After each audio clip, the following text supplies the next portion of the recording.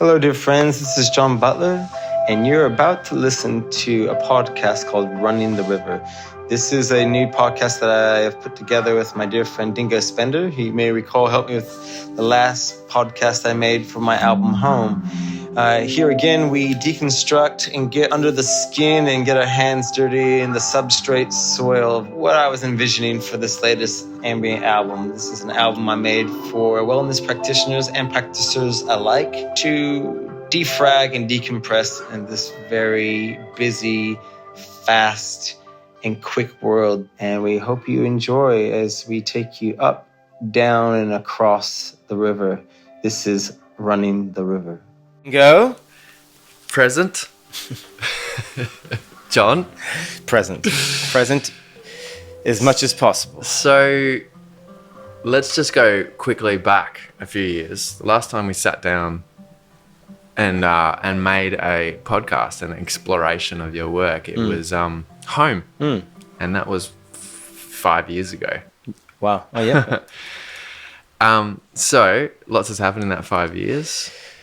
Oh my God, lots has happened. So much has happened. For all of us. For everyone. The whole bloody world. For the whole world. John's got this new album. Send me the link. And it's an ambient album. And I had known, because I'd seen you a couple of months ago when you were recording it. And so I was really curious, really excited to hear it. And so she sent me the link. And it took me a few days to get to it, but I ran myself a bath, lit some candles, because the context was John's made an ambient album, which is something that you've been wanting to do for a very long time. So I was just like, oh my God, finally, here we go. Exciting. Run a bath. Lit the candles, got the speaker set up. I love this. And I'm like, lowered myself into the hot water. You're probably the only person in my whole sphere of peers and team that actually went to that level. So thank you. Well, that's amazing.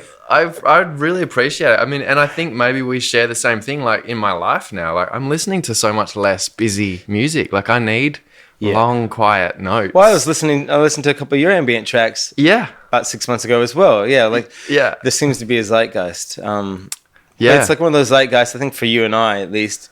I know it's probably something we've thought about for the last 10 years. Yeah. Yes. Every time we got on an acupuncture, kinesiology, massage table, we're listening to some music on.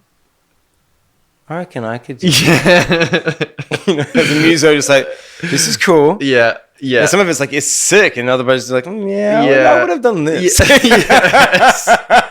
Completely to relate. At the end of a yoga class, lying in Vipassana and just hearing a really reverby sounding dolphin and just going, I wouldn't use that reverb on that dolphin. I would use that reverb on that particular species of dolphin. Yeah, I think the bottlenose dolphin needs more a whole reverb than a plate echo. Anyway, we're going nerdy already. We are. So before we go any more nerdy and start going real deep, I'd like to acknowledge that we're on Wajak Buja and Butler Nation, which is southwest Western Australia. Just acknowledge all the old ones that have come before us for a millennia, literally the oldest, longest surviving continuous culture on the planet. And we're here in Bibbleman Nation, Southwest, Strong Buja. Now let's nerd out. Thank you so much for doing that as well. Beautifully done. Anyway, I'll cut out all the dolphins and the reverb bits, but in the bath. Oh, no, keep the dolphin and the reverb bits, please. I was in the bath and I just was grinning and melting and just this is so what's needed for me. And therefore, if it's needed for me, then I'm sure there's someone else that is needing to just slow down, relax, reflect, and to not be any more complex, no more added complexity to music, to situations, to my life. Can we just say less with more? And so from there, I would love to learn more about what it was like for you making this, what led you to it, and what's around it for you. Oh, there's a lot around it. So I was thinking about it last night. How do I answer all the questions without speaking for 2 hours straight? And I'll kind of just leapfrog off what you said about just listening to lots of ambient music lately, needing less. You know, I started, there's a couple, you know, I mean, through, you know, I've been lucky and privileged enough to be able to look after myself with different modalities and get help and treatment and healing for a long time. And, you know, so I was always introduced to that style of music that sits in those places of wellness and sits in those places of healing and recuperation and intention for one looking after themselves. And so I've always been kind of surrounded by that music in one way or another. I heard it, but something kind of happened around when I started, you know, starting a more regular meditation practice on the road.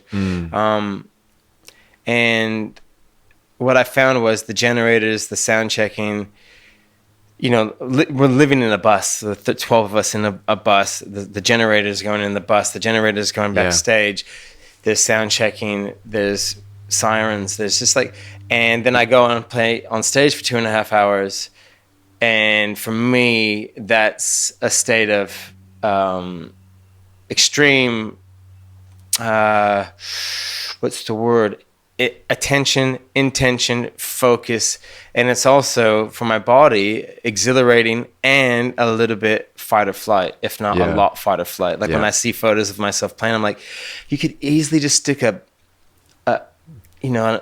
spear in my hand right now or a gun, and like I look like I'm fighting. I'm like, okay, are you all right? You know? So that being the backdrop, you know, and getting some decent headphones and just finding some ambient music to kind of block out the noise. Yeah. Just actually block out the noise so I could do my practice, my 20-minute practice of meditation or breathing or yoga, and just get it. Because what I was finding and what I've found as the more I become, I guess, aware of my physiology and more sensitive I get as I get older, it seems. And sometimes I'm like, am I getting fragile or am I becoming more aware? Who knows? But so my nervous system is fried, a little fried. And I definitely have adrenal fatigue. And I've talked to a lot of people in the industry and other industries, like performance industries, whether it's be sport or acting or otherwise. And there's this adrenal fatigue and this fried nervous system. So that's why I started using it to block out, you know, those things. And I started with Sleep Stream was one of them. And, you know, and then I started getting different breathing modalities of late. They had old playlists on streaming services, like massive playlists. And, you know, I'd listen to those and once again have those ideas like, oh, it's, you know, this is cool. I want to do, that's right. I've wanted to do something like this. Maybe, you know, there's a time for that. But in general, like before I get to why or how, it's like, I feel if I was to be so bold as that, you know, I can speak for myself in that, and I have, but I think in the West in particular, with the amount of, the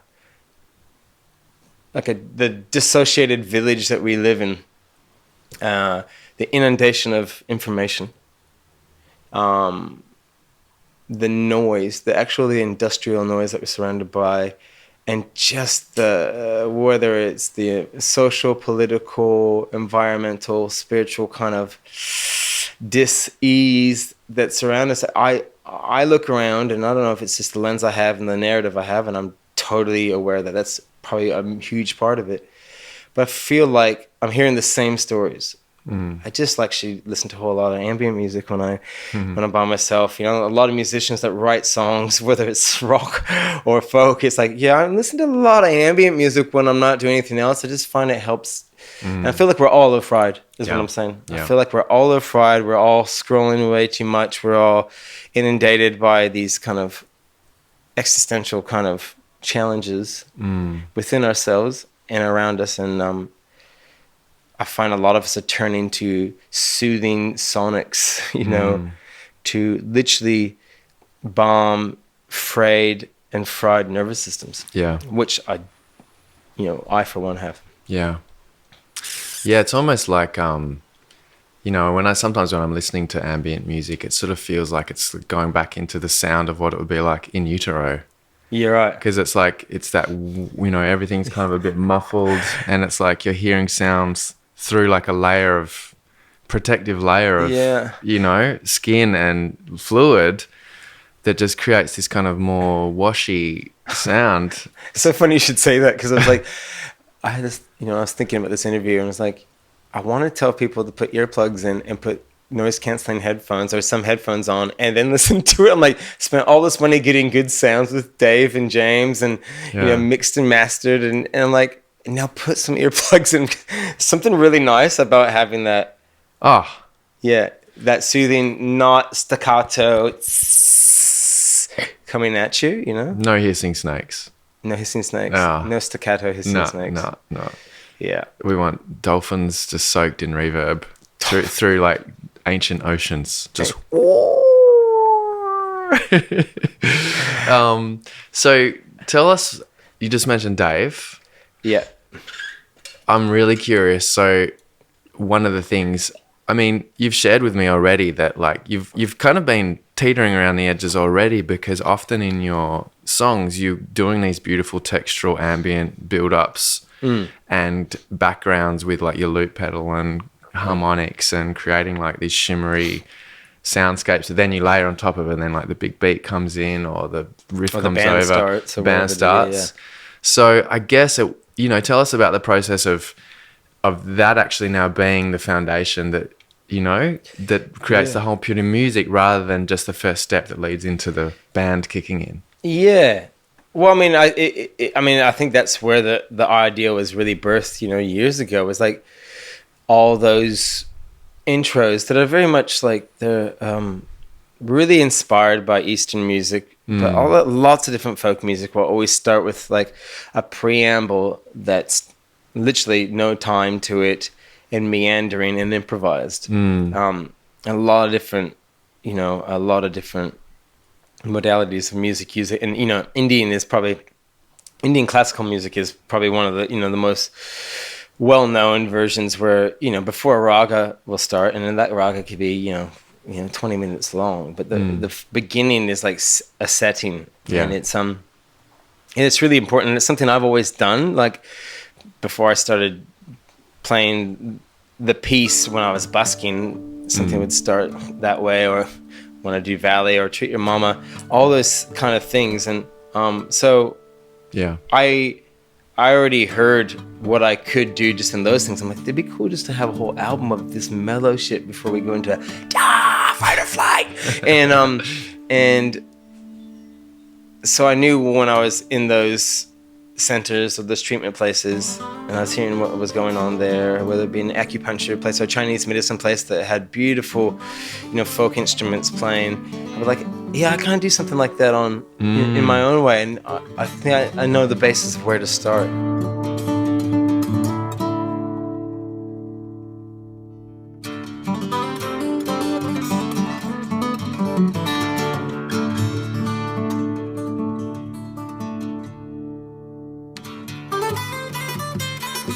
So,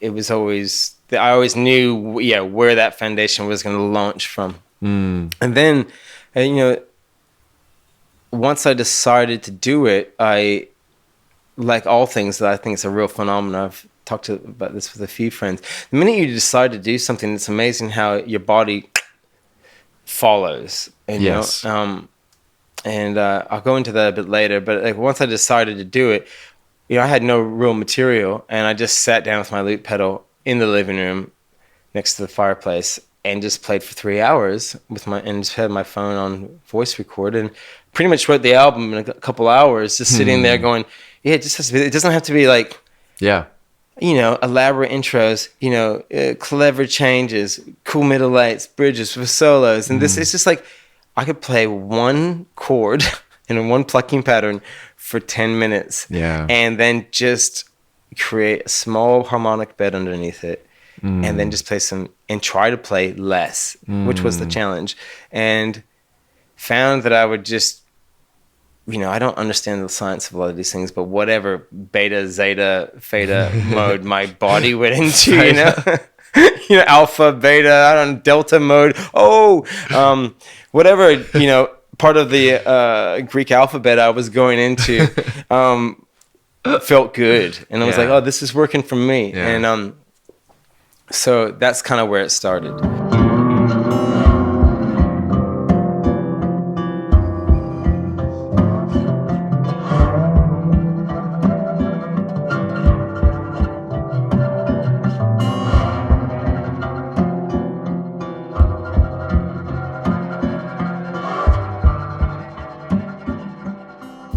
I mean, I think the next part is like it's kind of like the journey to this album. Yes. Which feels to me really important because, yeah, I had this idea of making this ambient album, you know, for over a decade, and there's a whole series of events that kind of led to this, and why it was essential to do it.